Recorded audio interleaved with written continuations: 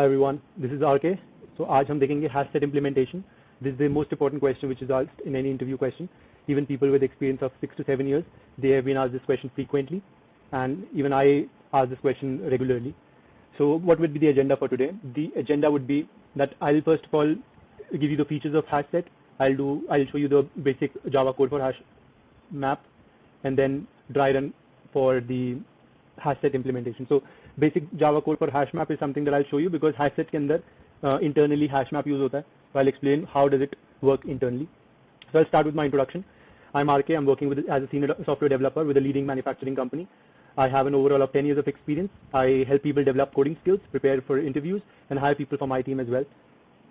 So let's understand the features of hash set. So first of all, hash set contains unique elements only. So like this is an implementation of set. So sets basically unique elements store करने के लिए जाने जाते हैं. So it contains only unique elements. Hash set allows null value, so it allows one null value as well. Hash set class is non-synchronized, so synchronized नहीं, which means this is not thread safe. So थोड़ी सी efficient होती है, but then multi-threading environment it is avoided. The initial default capacity of a hash set is 16, and the load factor is 0.75. This is the default capacity. Hash set doesn't maintain the insertion order, so कोई भी आप किसी भी order में डालो, so that is not maintained. This is based on the hash code. And last, hash set is the best approach for search operations. So majorly जितनी भी type of lists होती हैं ज़्यादातर उसमें searching के लिए ज़्यादा efficient होती है. Link list जो होती है वो addition या deletion के लिए use की जाती है. So like I told you, hash map internally is used in hash set. So hash set basically, if you see the class is hash set, but then internally hash set के अंदर we have this add method. Okay. अब hash में मतलब ये जो add method है, add method काम कैसे करता है, I will show you. So hash set जैसे आप इनिशियलाइज करते हो, जैसे when you do set a equal to new hash set, उसके अंदर एक इंटरनली एक हैश मैप इनिशियलाइज हो जाता है.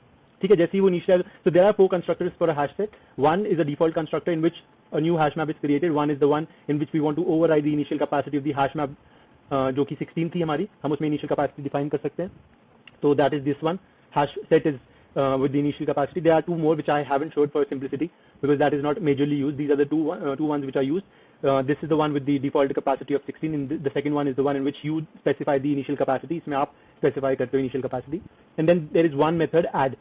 So add method is something that you would recognize because this is something that we use when we are doing set.put. Whenever we are inserting anything in a list, we use this add method. But then internally what is happening? If you have a look at this code, internally map.put चलता है. ठीक है, whenever you add an element, e let's say is the element class type, and whenever you add that, उसकी जो की होती है वो तो क्लास की जो आपने वैल्यू डाली है, ऑब्जेक्ट की जो वैल्यू डाली है वो जाती है, बट देन जो उसकी वैल्यू जाती है वो value present is basically the static context which is added. ये प्रेजेंट एक स्ट्रिंग की फॉर्मेट में चले जाता है इंटरनली.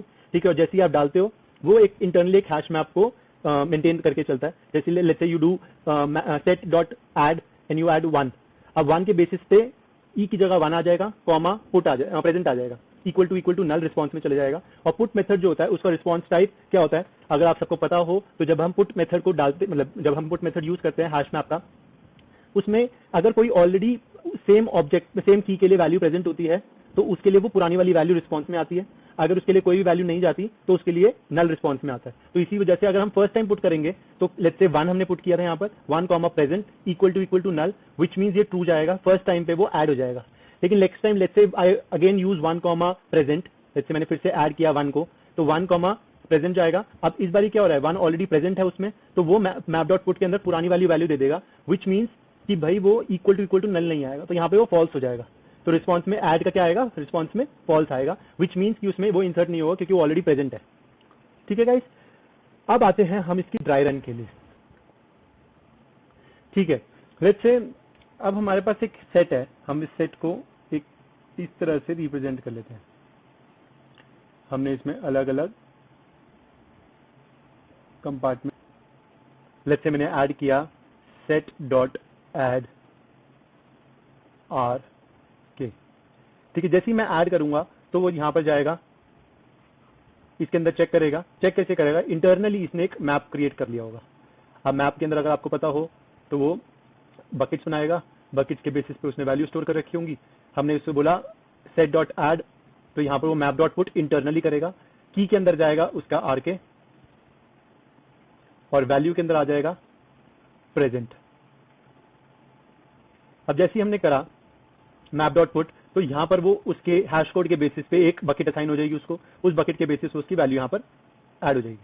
ठीक है, नेक्स्ट टाइम लेट्स से मैंने किया सेट डॉट ऐड यूट्यूब, जैसे मैं ये करूंगा वो फिर से ये सेम प्रोसेस करेगा, इंटरनली वो फिर से एक मैप डॉट पुट बुलाएगा, पुट में इस बाई स्ट्रिंग जो जाएगी वो यूट्यूब जाएगी, और जैसे ही यूट्यूब जाएगी वो यहाँ पर फिर से एक नई बकेट के बेसिस पे हैश कोड के बेसिस पे वो एक नई वैल्यू उसको असाइन कर देगा, और जो वैल्यू होगी वो हमेशा प्रेजेंट ही रहेगी। इंटरनली वो हमेशा एक स्टैटिक वैल्यू यूज करेगा, प्रेजेंट हमेशा यूज होगा, ये चीज ध्यान रखना।